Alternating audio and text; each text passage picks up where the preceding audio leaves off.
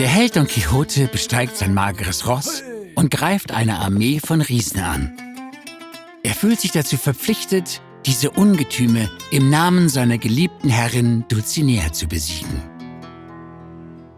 Doch diese Heldentat ist schlecht durchdacht. Sein Knappe Sancho Panza erklärt ihm immer wieder: Es sind keine Riesen, es sind nur Windmühlen. Don Quixote bleibt unverzagt, doch seine scharfe Lanze verfängt sich bald in ihren Segeln. Unerschütterlich steht der Ritter seinen Mann und ist noch mehr von seiner Mission überzeugt. Diese Szene umreißt, was Don Quixote so liebenswert macht.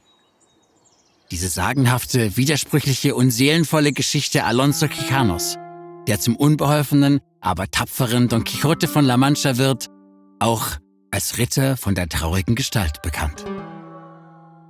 Der Roman umfasst 2 Bände und folgt Don Quixote auf seinen Reisen durch Zentral- und Nordspanien, wo er gegen die Kräfte des Bösen kämpft.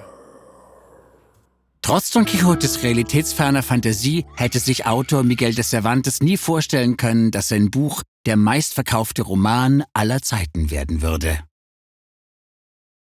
Nach 5 Jahren als Soldat und weiteren 5 als Sklave nach einem Piratenüberfall verbrachte Cervantes den Großteil seines Lebens als mäßig erfolgreicher Dichter und Dramatiker.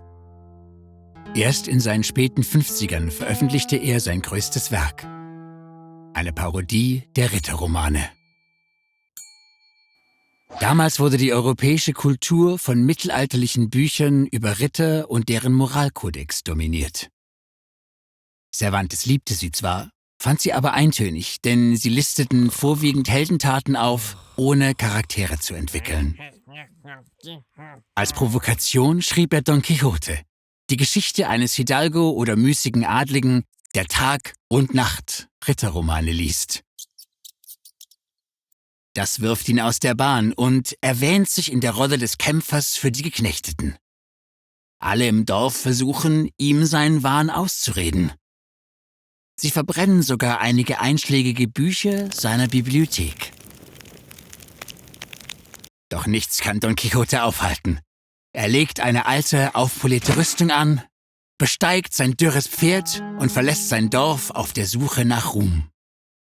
Cervantes' Roman ist eine Sammlung von Episoden über die Missgeschicke des kühnen Ritters.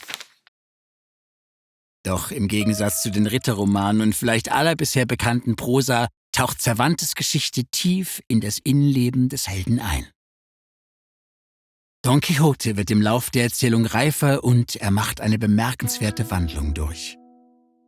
Dank dieser literarischen Offenbarung bezeichnen viele Wissenschaftler Don Quixote als ersten modernen Roman. Die Charakterentwicklung geschieht nicht isoliert. Schon früh schließt sich Don Quixote ein Dörfler namens Sancho Panza an, der ihm als Knappe dient. Sancho und Don Quixote könnten unterschiedlicher nicht sein. Der eine realistisch bodenständig, der andere idealistisch.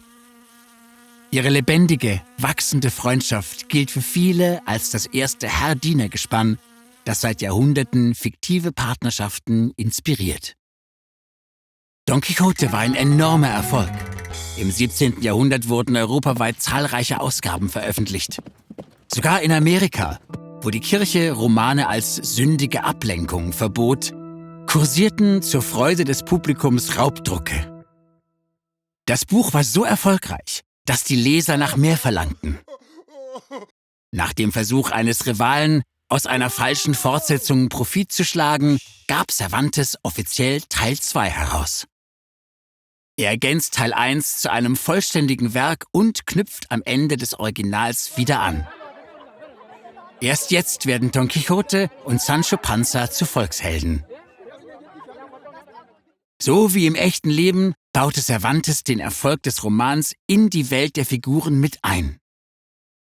Dieses unkonventionelle Metabewusstsein schafft philosophische Komplexität, wenn Ritter und Knappe die Bedeutung ihrer Geschichte reflektieren. Leider hatte Cervantes die Verlagsrechte sehr billig verkauft. Er starb berühmt, jedoch arm. Aber sein Werk über die Macht von Kreativität und Individualismus inspiriert seitdem Kunst, Literatur, die Populärkultur und sogar politische Revolution. Laut Don Quixote ist unsere Fantasie die treibende Kraft unserer Taten. Sie befähigt uns zur Veränderung und macht uns menschlich. Haben Sie sich jemals gefragt, was ein Buch, zu einem Buch macht?